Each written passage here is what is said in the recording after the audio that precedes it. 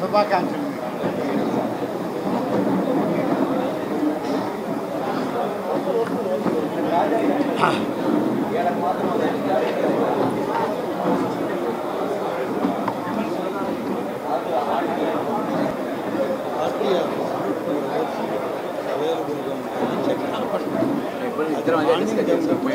Discuss చేసుకోవాలి.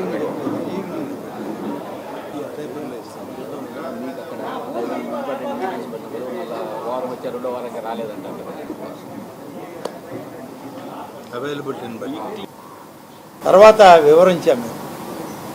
తండ్రి ఏటు, కొడుకు ఏటు. మీరందరూ ఏమనుకున్నారంటే ఏటు అనగానే ఇదేదో పై స్థాయిలో ఎక్కడో ఉంది. కానీ ఏటుల ప్రక్రియ మన ఇక్కడే ఉంది. నెల్లూరు పార్లమెంట్ అభ్యర్థిగా వైసీపీ నుంచి పోటీ చేశాడే ఆ మహానుభావుడిదే ఏటు కథ. ఆయన తండ్రి కూడా ఏటువే.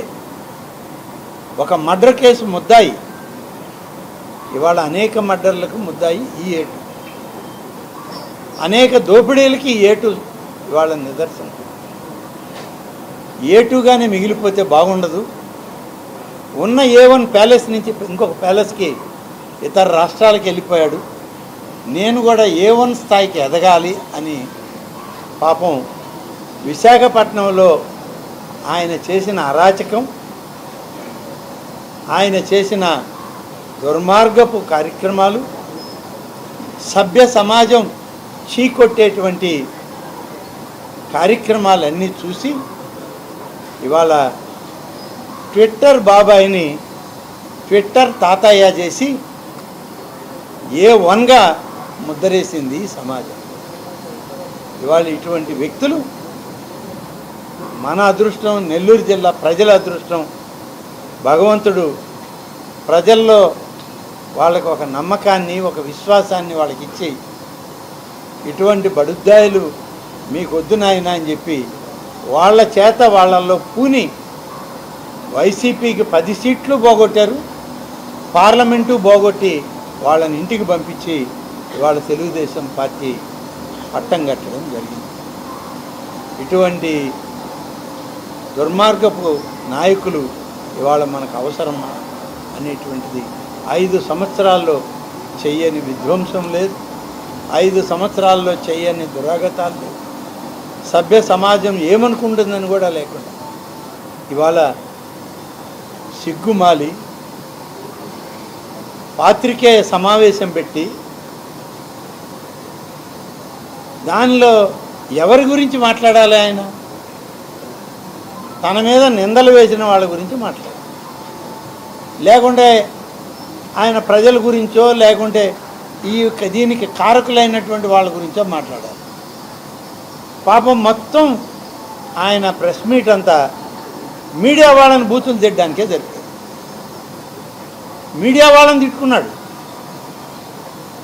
మరి అదే మీడియాను ఉపయోగించి ఎన్ని ట్విట్టర్ పోస్టింగ్లు పెట్టావయ్యా తాతయ్య? ఎన్ని ట్విట్టర్ పోస్టింగ్లు పెట్టావు?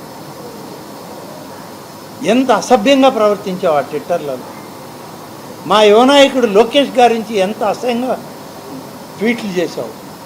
మా నాయకుడు చంద్రబాబు నాయుడు గారి గురించి, ఎన్డీఏ నాయకుడు, జనసేన నాయకుడు పవన్ కళ్యాణ్ గారి గురించి ఎంత అసభ్యంగా మాట్లాడు. ఆఖరికి పవన్ కళ్యాణ్ గారి యొక్క కుటుంబ వ్యవస్థ గురించి కూడా నువ్వు ట్వీట్లు చేసావే. ఇవాళ ఆనాడు నీకు బాధ కలగలేదా? ఆనాడు నువ్వు సిగ్గుపడాలి అని అనుకోలేదా? ఇవాళ మీడియా సమావేశాల్లో మీడియా వాళ్ళనే తిడతావా? కాబట్టి నేను మీడియా మిత్రులందరినీ కూడా కోరుకునేది, ఇటువంటి మీడియా సమావేశాలని దయచేసి మీరు కూడా దూరంగా ఉంటే బాగుంటుంది. మీరు ఆ మీడియా సమావేశాలకు పోయి ఆయన తిట్లు శాపనార్థాలు మీరెందుకు పడాలా? మీకెందుకు ఆ బాధ? పాపం చెప్పండి. వాళ్ళు మమ్మల్ని తిట్టాడు, మమ్మల్ని విమర్శించాడు, ఏదో మా బాధలు మేము పడతాం. రాజకీయాలు మీరు ఒక సంస్థల్లో, వ్యవస్థల్లో జర్నలిస్ట్ అనేది రాజ్యాంగంలో ఒక 4వ వ్యవస్థ. 4వ ఒక మంచానికి 4 కోళ్ళు అన్నట్టు భారత రాజ్యాంగం వ్యవస్థకి 4వ స్తంభం మూలస్తంభం జర్నలిజం. మీరెందుకు ఇతరుల దగ్గర శాపనార్థాలు తినడం, బూతులు పడడం, తిట్లు తినడం? కాబట్టి ఇటువంటి వాళ్ళ యొక్క మీడియా సమావేశాలను వీలంత వరకు మీరు అవాయిడ్ చేయండి. తప్పొప్పు లేదని ఉంటే మీరు బహిరంగంగా చెప్పండి. మా వాళ్ళు ఉంటే మేము సరి చేసుకుంటాం, ప్రభుత్వంలో ఉన్నామని. మాకేం అహం లేదు, అహంకారం లేదు. ఇంకా 5 సంవత్సరాల పరిపాలనలో ఉంటాం. తప్పకుండా 5 సంవత్సరాల కాలంలో మేము మంచి చేయడానికే మా సమయాన్ని వెచ్చిస్తాం. ఏ క్షణంలో కూడా మా వ్యక్తిగత జీవితం కానీ, వ్యక్తిగతంగా విలాసవంతమైన జీవితానికి మేమెవ్వరం కూడా అవకాశం ఇవ్వము.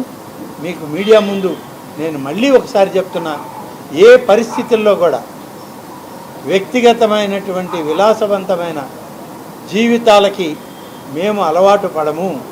కేవలం ప్రజల సంక్షేమం, శ్రేయస్సు కోసమే ఈ 5 సంవత్సరాల కాలంలో మేము ఎన్డీఏ పాలనలో తెలుగుదేశం పార్టీ శాసనసభ్యులుగా, మంత్రులుగా మా ధర్మాన్ని మేము నిర్వర్తిస్తాం. అందుకే అనాదిగా వస్తున్నటువంటి మనకున్నటువంటి ఆ యొక్క ఉపమానం ధర్మో రక్షిత రక్షిత అనేటువంటి దాన్ని మేము కొనసాగిస్తూ తప్పనిసరిగా ఎన్డీఏ ప్రభుత్వంలో ధర్మం 4 పాదాల మీద నిలబడడానికి మీ సహాయం సహకారం కూడా కోరుతూ, ఎందుకంటే ఆ స్థాపనలో మీదే 4వ పాదం కాబట్టి మీ యొక్క అవసరం కూడా మాకు కావాలి, మీ సహకారం కావాలి. రాష్ట్రం చాలా ఇబ్బందుల్లో ఉంది, చాలా కష్టాల్లో ఉంది. నేను మీ ముందు ఇవాళ మేమందరం మాట్లాడుతున్నాం, 1000 కోట్లలో మీకు లెక్కలు చెప్తున్నామంటే ఖజానాలో ఉండి కాదు, ఖజానాలో లేదు, ఖజానా ఖాళీ అయింది. మైనస్ ఖజానా అని మాకు అప్పచెప్పిపోయారు.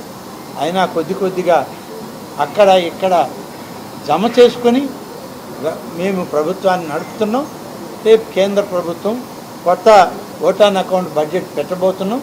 దాని తర్వాత కొన్ని నిధులు వస్తాయి. కేంద్ర ప్రభుత్వం యొక్క ఆలోచన కూడా మాకు సహాయం చేసే విధంగా ఉంది. కాబట్టి కొంత మా ప్రభుత్వానికి ఈ యొక్క ఓటాన్ అకౌంట్ బడ్జెట్తో